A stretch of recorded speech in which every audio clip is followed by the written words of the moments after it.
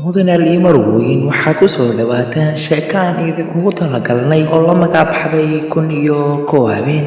sheekadani 1001 habeen waxaad kala socon doontaan bartaan ku leenahay barta YouTube-ka. sheekadani waxaa idiin soo daadihin doona aniga oo Cabaas Curush iyo saaxiibkayga Maanka Boss. assalaamu calaykum dhageystayaasha qiimaha badan ee nagu xiran. haddaba aan idiin faahfaahino sheekada la magac baxday 1001 habeen. waa maxay sheekada 1001 habeen? waa sheeko la isku khilaafsan yahay asal ahaan halka ay ka soo jeedo. dadka qaar waxay qabaan in ay ka soo jeedo boqortooyadii Saasaan ee xukumi jirtay Hindiya iyo Sandi, halka dadka taariikhda wariyay qaarkoodna kalena ay leeyihiin waxay ka dhacday Ciraaq. sidoo kale waxaa la sheegayaa inay ka dhacday Masar, xitaa Yahuudi waa lala xiriiriyay. laakiin arrinta xaqiiqada u dhow ayaa waxay tahay boqorkii sheekadan ku socoto Shahriyaar inuu xukumi jiray meelo Aasiya ka mid ah. sheekada waxaa ku jirta qisooyin badan oon caadi u naqaano, sidii qisadii Calaawudiin iyo faynuustiisii yaabka lahayd. waxaa kaloo ka mid ah sheekadii Cali Baaba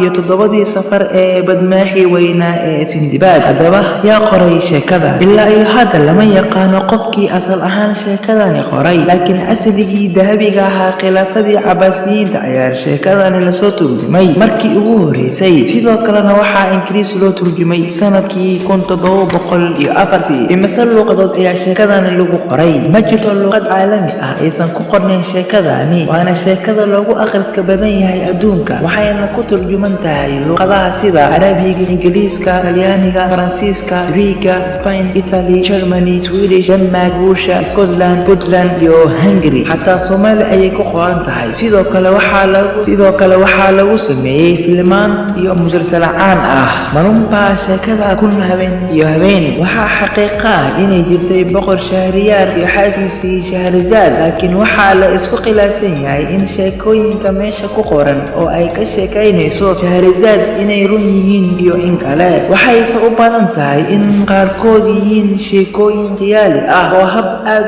macaan si farshaxan ah loo qoray, sida sheekada Cali Baaba oo aad dib idinkaga sheegi doono iyo sheekadii badmaaxii weynaa ee Sindibaad. sidoo kale sheekada Xamaaligii iyo gabadhii. waxaa kaloo sheekada ka mid ah sheekadii boqor Yanaan iyo ninkii xaakimka ahaa ee Royan la dhihi jiray. waxaase ku jirto sheekooyin xaqiiqo ah sidii sheekadii ay ka warinayso boqorkii caadiga ahaa ee Haaruun al-Rashiid. waqti intee lag ayay soconaysaa? sheekadani waa mid aad iyo aad u dheer, waana mid ka mid ah sheekooyinka ugu dhaadheer ee adduunka la qoray. gabadha sheekada warinaysa ee Shahrazad waxay ku qaadanaysaa 1001 habeen, inkastoo buugaagta qaar lagu soo koobay ilaa iyo 200 habeen. sidaa darteed annaga xataa ma garanayno muddada ay soconayso, laakiin waxaan rajaynaynaa inaan gabi ahaan ayadoo dhammaystiran idiin soo gudbinno insha Allah. iyo qaabkee sheekadani usoo tamin doonaa? sheekadani ayadoo maqal iyo sawiro wata nagala socon kartaan bagga aan ku leenahay YouTube oo ah Maanka Tube iyo bartaan ku leenahay page oo ah Cabaas Curush Xirsi. sheekadani waxay idiin soo tabin doonaa asbuucii 3 habeen: habeenka Jimcaha, habeenka Isniinta iyo habeenka Arbacada insha Allah. gabagabadii waxaan idiin rajaynaynaa inaad nagu dhiirigelin doontaan turjumista sheekadan xiisaha badan, maadaama aan jeclaysanay inaan ku soo gudbinno haddana waqtigeena idiin hurno. waana mid ka mid ah sheekooyinka dunida loogu jecel yahay.